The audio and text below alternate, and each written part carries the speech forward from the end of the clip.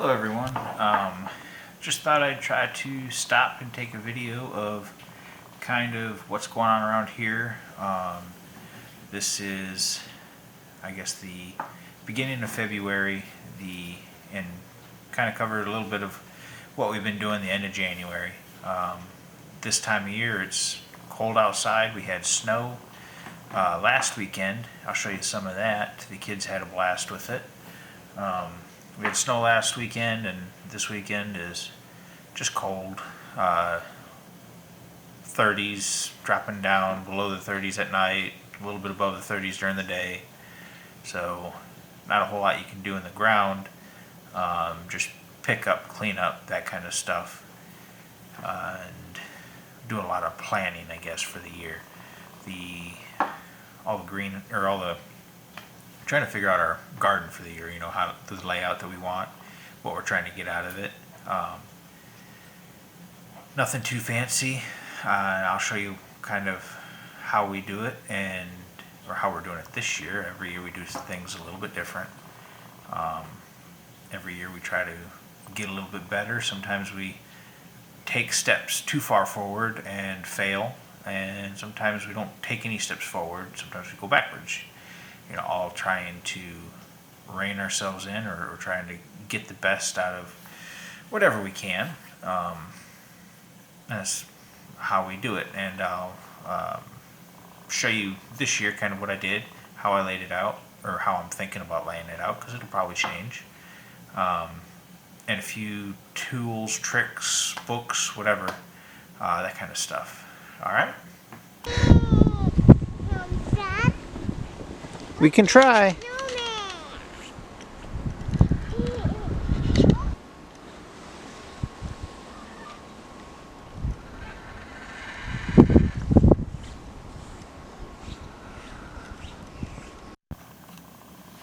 So here's a few things just to get started.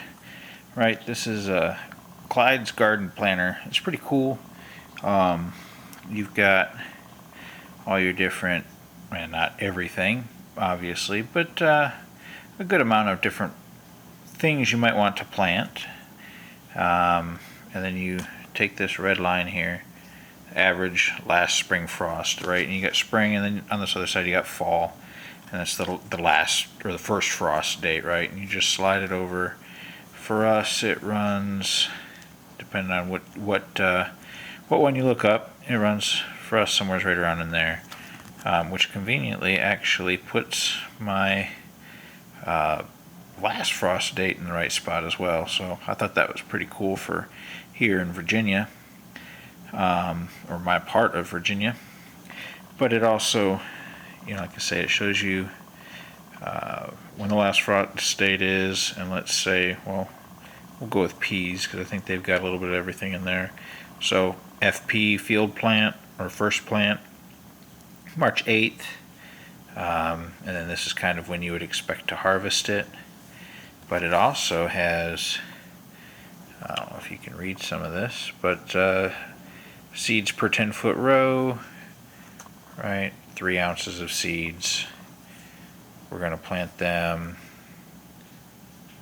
so deep and so far between each row, and then distance between plants in each row, and then whether or not it needs full sun, partial sun, no sun. I don't think there's anything on here that's no sun. But, pretty cool little tool. They're not terribly expensive. They're maybe $7-8 from different places. I've seen them many different places. We'll come back to that one. Another fun thing to look up. This is an heirloom seed catalog, which is, like I say, it's pretty fun to look through. It's not always the safest thing to do, because you see a lot of really cool things. There's different pie pumpkins, and then there's like all kinds of funny summer squashes, and parsnips, parsley. And then a lot of information. It's a cool catalog. I think they put one out every year, between flowers, vegetables, herbs. It's you can see I've got notes going on in here of things I'd like to get, but I need to rein myself in because otherwise I'll end up spending way too much money on seeds that I never get in the ground. So, fun catalog. That's from Baker Creek Seeds or rareseeds.com, I believe is their address. Fun book to look through. Doesn't give you a whole lot of like seed planting. 70 days, these are purple tomatillos, or Corbins, purple Corbin, 70 days. Doesn't really tell you much about planting them, but it does, I think, a lot of times give you a idea of how long or whatnot that it takes to grow. So, like I say, fun catalog to look through. This year I took a little deeper focus on this book, and she's got a lot of information here. I think this book came out a couple years ago by Melissa K. Norris. She has a Pioneering Today podcast. She's got fun podcasts to listen to. I haven't listened to all of hers. I've listened to a few, but so she's got everything in here that you to get started with. If you have no idea where to get started, it's probably a good book for you.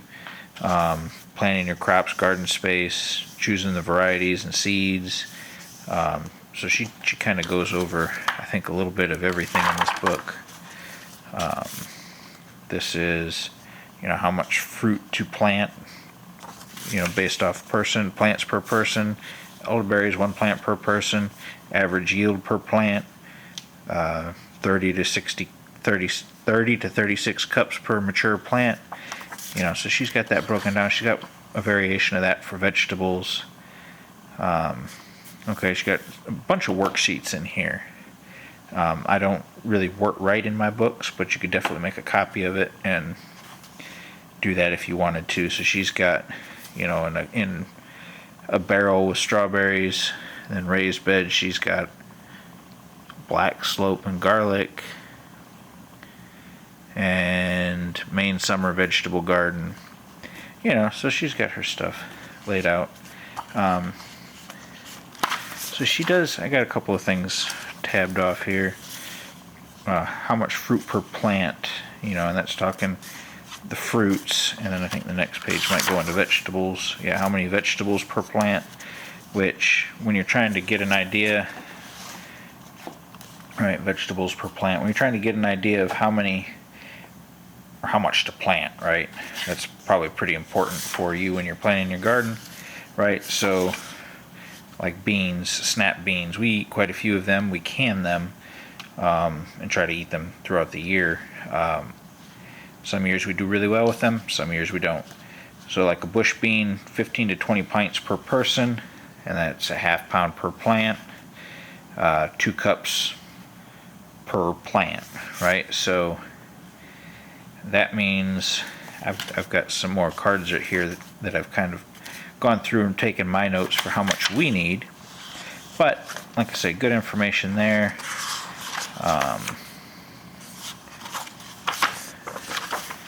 And then she's also got some charts for seed starting, right, based off from the plant, then start indoors, based off from your first, your last frost, germination period, when to direct sow.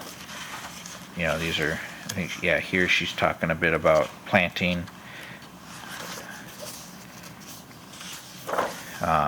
Here we got preservation, right? So if I get a bushel of apples, I'm hoping to get, or can, 12 to 16 quarts.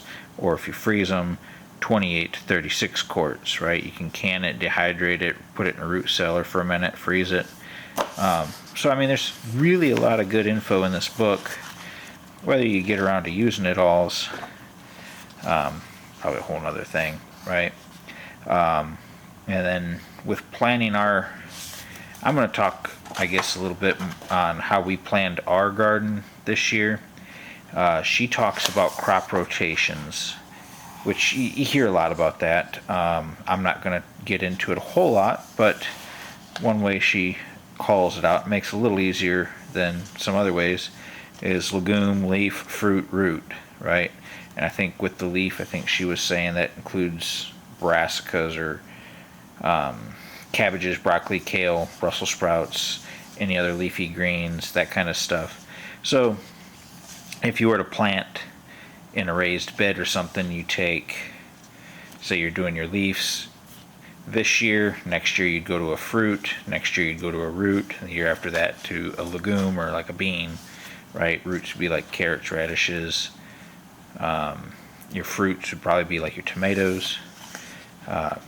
So, like I say, lots of fun information in here. She even, gives you a worksheet to lay out your garden. So,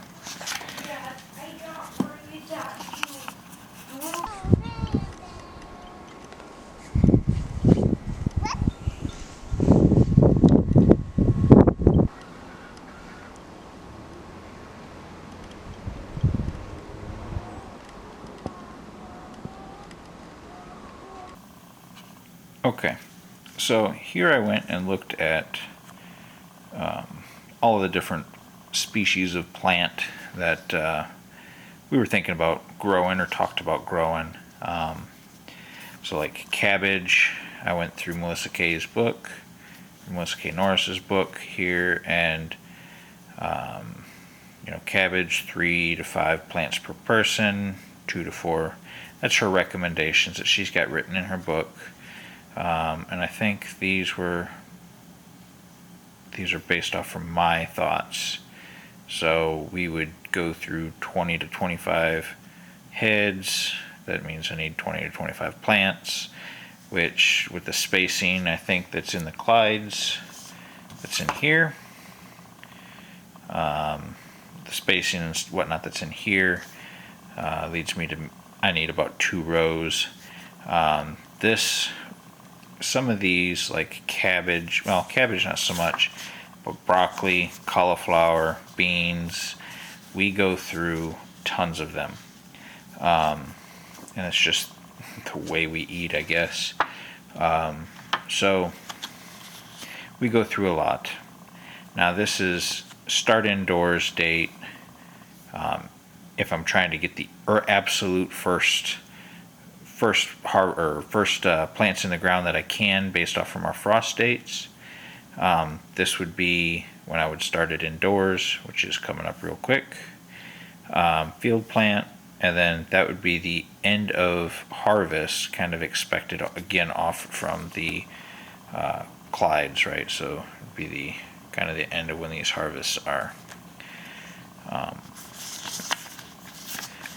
So cauliflower, broccoli, sweet potatoes. Now, see, I don't have all the information that I would need for sweet potatoes, so I still kind of go off from, I think I would need about 25 plants. I don't have a plant date, but I do kind of have some of this other information. Okra, that's a fun one. Last year we planted a lot. We got a lot. So I'd probably cut back some of this. Yeah, so then I have a last plant date. Some of these have a second row, and that would be a start indoors, a last plant, and then obviously you kind of go to frost. We got garlic, carrots, same kind of thing. First plant, last plant. We go through about a quart a week in canned carrots. So 52 quarts, I figure that's about 550 plants with one. I can squeeze that all in about 1 row. We might try to go over that just because we like carrots, and if we get too much, we can share. Beans, right? So same kind of thing. I just have one of these cards pretty much for everything that we think we wanted to grow. Previous years I've gotten a little out of hand. I've used too many or tried to do too many different crops, and some of them fail, some of them work. Last year actually a lot of the extra crops were the ones that I got good results out of, but the primary crops, things I wanted, didn't do as well. So we're going to change that a little bit this year and focus more on what we want and less on what looks cool in the book.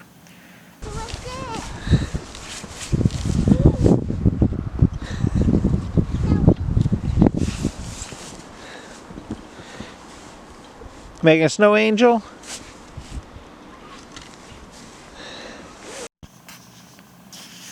And here again, it's just some of my notes. I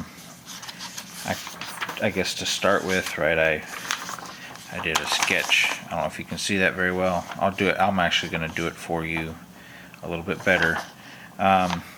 Started off with kind of the stuff that we wanted to grow, added a few things here and there.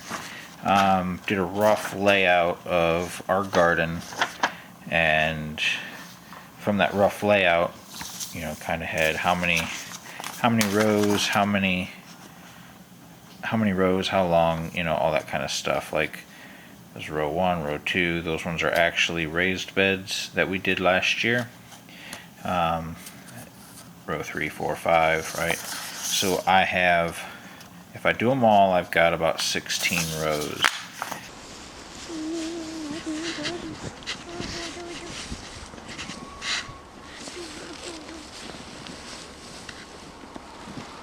So here I got a big piece of sketch pad paper, and I thought I'd show you kind of how I laid out my garden, or how I thought about laying it out and all of that kind of stuff. First thing I know is I've got, well, my garden is roughly kind of laid out like that, right? So this would all kind of be the garden, this would be the yard. We've got more yard over here, but for the sake of this, right here, I've got a herb bed, or it will be herbs. I'm just going to write herbs. And this actually down here is strawberries.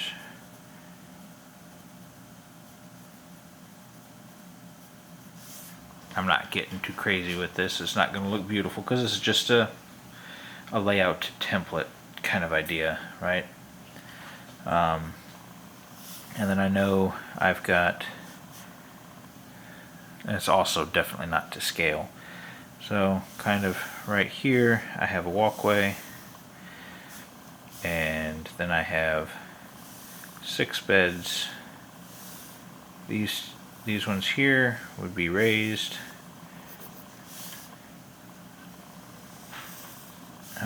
Guess maybe I won't put the paths in here. That's okay. Raised. Then I have a short one here.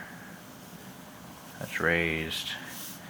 Then I plan on doing other stuff right here maybe.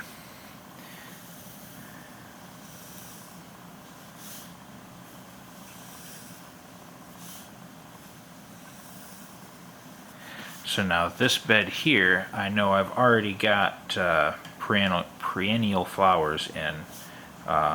There are different lilies planted in here.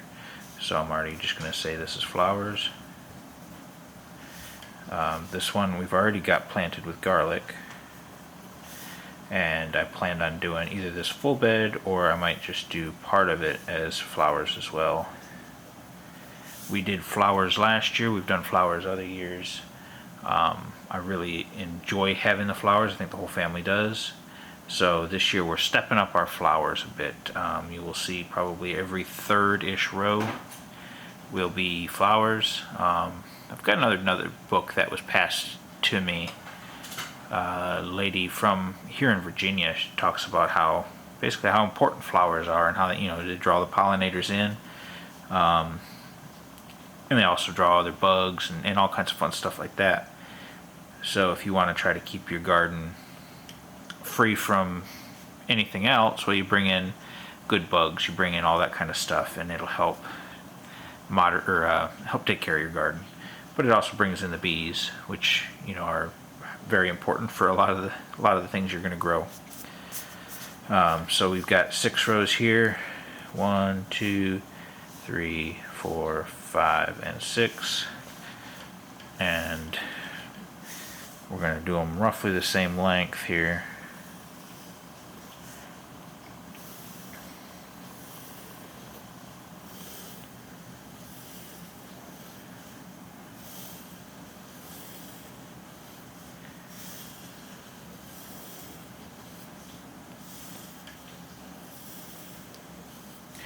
And that would be 7, 8, 9, 10, 11, and 12.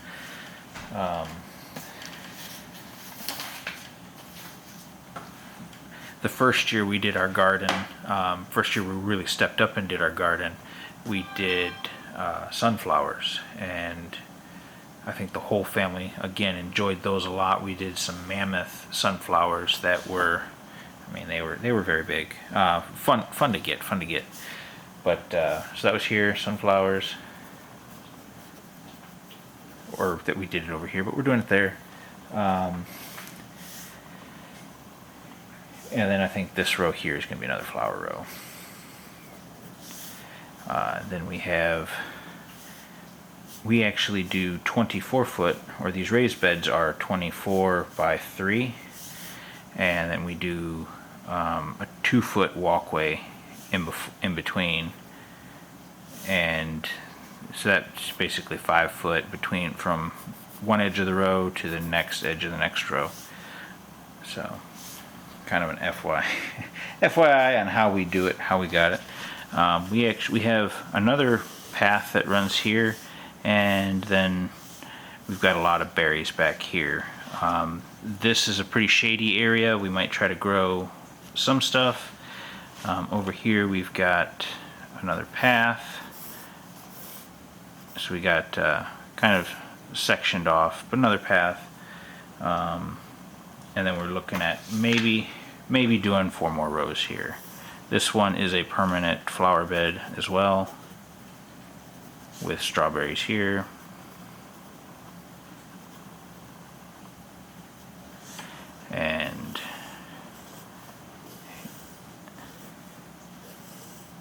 And we have more stuff this way, but that's going to just be chickens this year, because we have our egg layer chickens, and we don't want them to be stuck in the same spot every year, so we tend to move them around. Last year they were kind of over here, about this area, and this year they're going to be over here. So kind of move them around. During this time of year they get a lot more area. Come in the summer they get clamped down a little bit, but they still get plenty of space.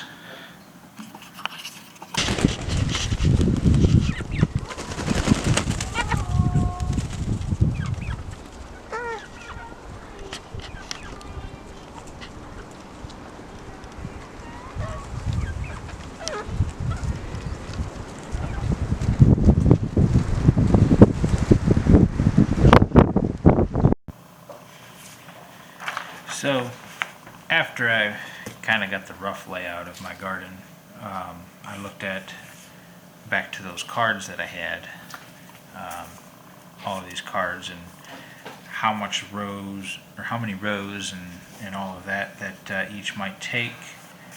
And some of them, like onions, we eat quite a few onions,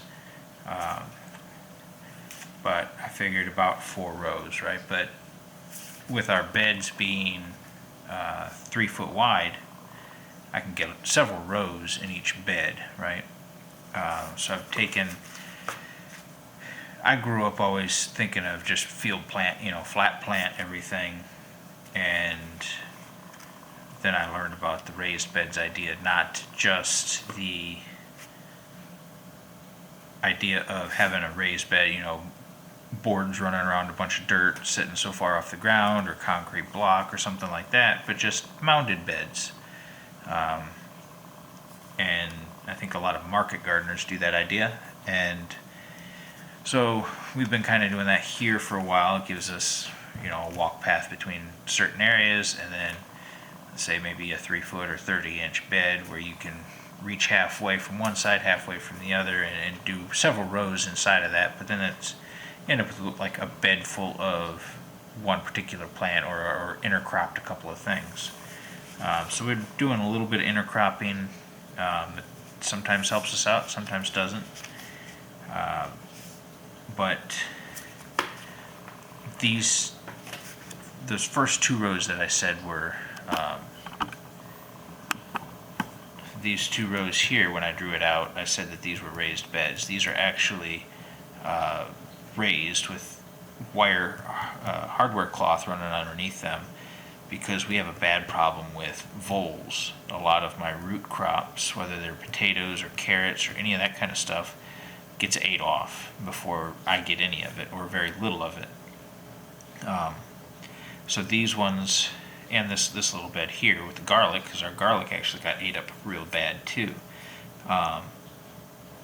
So they have hardware cloth underneath them, and they have wood sides. So these are traditional raised beds, I guess, and then the rest of them are kind of a market gardener style raised bed. And so with that in mind, that's kind of where I started. Was I know my onions, I know my carrots, and my potatoes and my garlic. I wanted them in my raised beds. So this first bed will be onions and carrots and beans, because that's kind of our staple crops, right? That's the things that we want. So I'm going to put them in. It's probably got some of the better dirt that we have around here, and it's protected with the hardware cloth. Second bed is going to be potatoes and beans, because you can intercrop those as well. Again, we like our potatoes. We don't eat as many of them as some folks do, but we definitely like our potatoes, and if we plant them, we want to get them.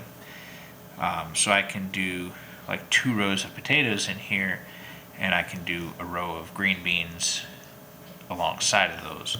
And here I can do my onions. I can do intercropped with carrots with maybe 2 rows of beans, and that's, I feel like, good base for those crops. This is fully planted with garlic. We did that this fall. Then we covered it in leaves.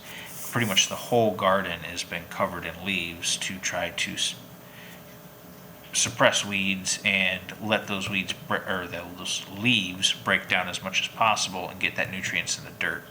The chickens are having a field day out there whenever they escape, and they get to rake those leaves around for me. So hopefully that will help improve our dirt this year. Every little bit helps, and definitely where I've gardened before is better dirt than anywhere where I break up. So that's fun to note. Is I started here, we added this, and then we moved over here, and the dirt is better in each spot per year, right? So this is a lot better than anything over here, and this is still better than here. So that's fun to see. And then, like I say, we wanted to do flowers, so we're going to add flowers here. Maybe we'll add a little spot right in here where we can sit down and enjoy the garden. Or maybe we'll run flowers all the way up to the garlic bed. Pumpkins and winter squash are important to us. So here we're going to do pumpkins. Here we're going to do probably a combination of cucumbers and okra, because I would like to try to can some pickles or just cucumbers. And we like okra for soups, so I want to grow some okra, but not nearly as much as I did last year. Like I said, over here, we were moving on to we're going to move on to sunflowers over here, and then tomatoes and summer squash, and then flowers, and then tomatoes and peppers, and then some more winter squash, right? And all of this, like I say, I did tomatoes here last year, so I'm not going to do tomatoes there this year. So I moved it over a row. The summer squash I haven't done over here at all, and the same with the winter squashes. Adding flowers in this year, really. So I do try to do kind of a tall, short plants, although I'm violating that rule here with sunflowers and tomatoes. Right, so I actually have a smaller version of my chart here. It talks about sunflowers, tomatoes. Summer squash are low, flowers are kind of high, peppers are high, winter squash can be low, can be high. Thought about trying this year to run them up vertically on maybe some cattle panels or wire mesh or just whatever I have. So I guess the point is don't get scared with your planning. Figure out what you want to grow, how much you want to grow of it, and like I figure I need, let me see, for my beans,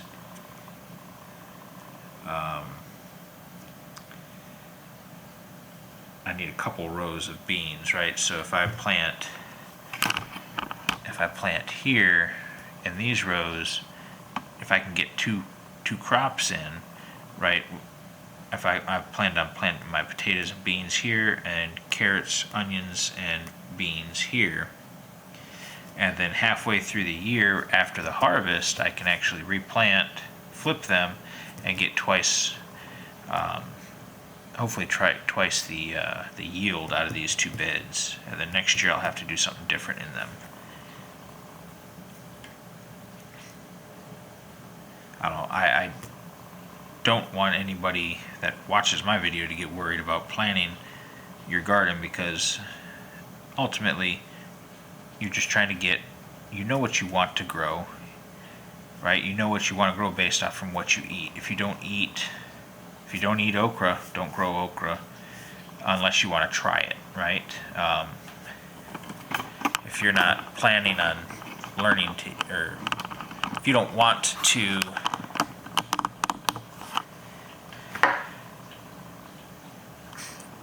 don't go about planting a whole bunch of stuff that you don't have any intention of eating. Last year we tried some like patty pan summer squash. We tried one plant. We really liked it, and we will do more plants this year. But we never really had it before, never gotten it from the grocery store or the farmer's market. So it was something we sounded fun to try. We tried one plant. Sometimes you need a pollinator plant to go with, you need a pear. So that should be called out on your seed packet.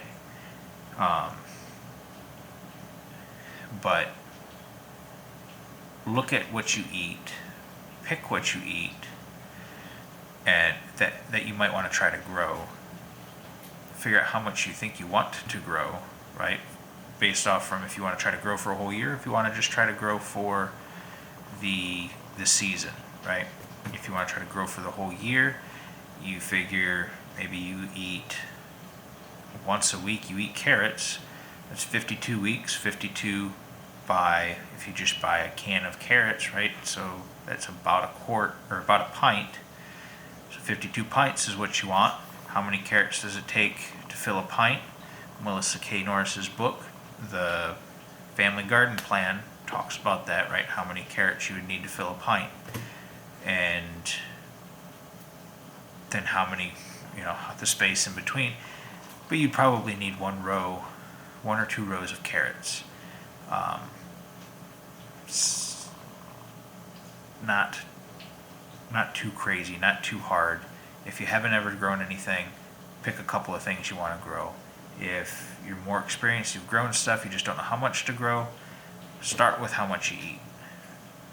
Go from there and step it back. Just like I said, I need 52 pints of something. Okay, how many plants is that going to be? She's got it in her book. I've seen other places. You can look it up online. Every plant's different. Even varieties are different. So if you can, try to look up that particular variety. From what I've been told, seed companies will tell you an expected yield. Probably want to plant a little bit heavy, with the expectation that maybe you're not going to yield as well. And the fun part is, if you get too much produce, you don't have to waste it. There's lots of people around that would take it, offer it to friends, offer it to family. So start with what you want to eat. Don't get too crazy with the stuff that you know you're not going to eat. And you know how much space you have. You might only have a bunch of buckets, and that's fine, right? Again, pick the stuff that you really want to eat and try there. All right? So hopefully you found something informational, and hopefully you get out there and try to grow something.